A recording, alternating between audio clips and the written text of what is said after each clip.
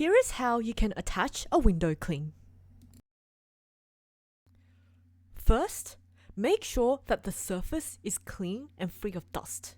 This is important because your vinyl uses static electricity to stick to a surface. Then, separate your vinyl from its backing sheet by peeling from one corner.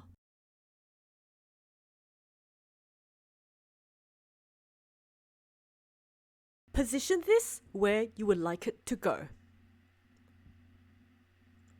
Then, use your hands to press it firmly down onto the surface.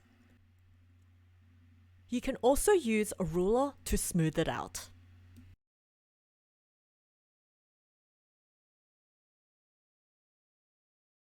To remove your vinyl, you can gently peel away from one corner.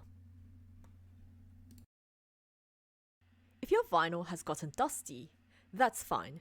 It's quite simple to clean. First, you want to put it on a table and have the glossy side facing you. The glossy side is the side that sticks to the window. And then, you want to get some masking tape. It's very important that you only use masking tape and not any other tape like duct tape because that will be too strong for the vinyl.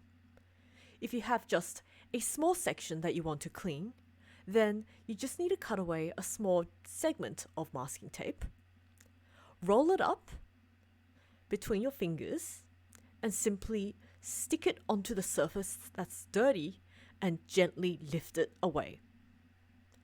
If, however, you've got a larger surface, say you've dropped your vinyl onto the ground and it's just covered in dust, then what you can do is just run the masking tape along the entire length of your vinyl, and then gently and very gently peel it away.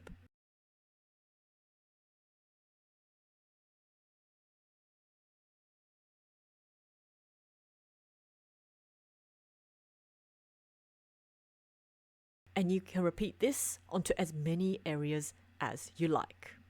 And there we go.